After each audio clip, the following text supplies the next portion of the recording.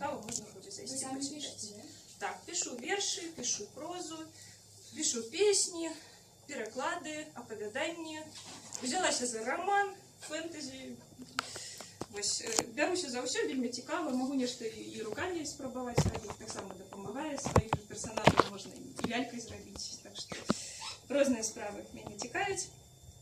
Вось, ну, про біяграфію і нудную хронологію мы размаўляць не будзем, мы будзем адразу брацца за творчасць усё сама тлумачыць. Вось, пачынаць будзем спачатку з каранёў, я вам раскажу, адкуль я такая взялась. Верш называется «Манькаўшчына». Жили три бабули старые, у вёсцы за одной только вулкой. И склалася так, что Мария, имя было кожной бабульки. Только в непобытых суседах разумные одновяскоўцы выкручивались и так и гэтак, имена змяняючи словцы.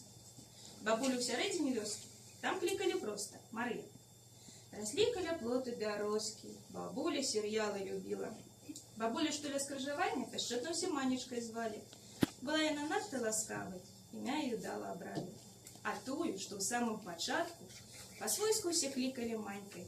Яна телефон мела хатний, то гости збирались зранку.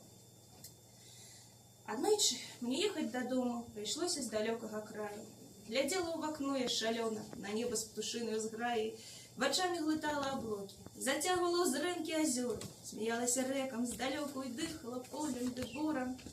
Аж раптом побачила назву той вёскі, что за поворотом. Там Манькаўшчына, и адразу працяла тады мяне потом. Не ведаю, что там за хаты и кто там живе, невядома, але безумоўна, что раптом была ў той жа момант я дома. І сёння, сыходзячы з ганка, сакрэт свой узгадваю дзёрзка. Імя моя бабіна, Манька.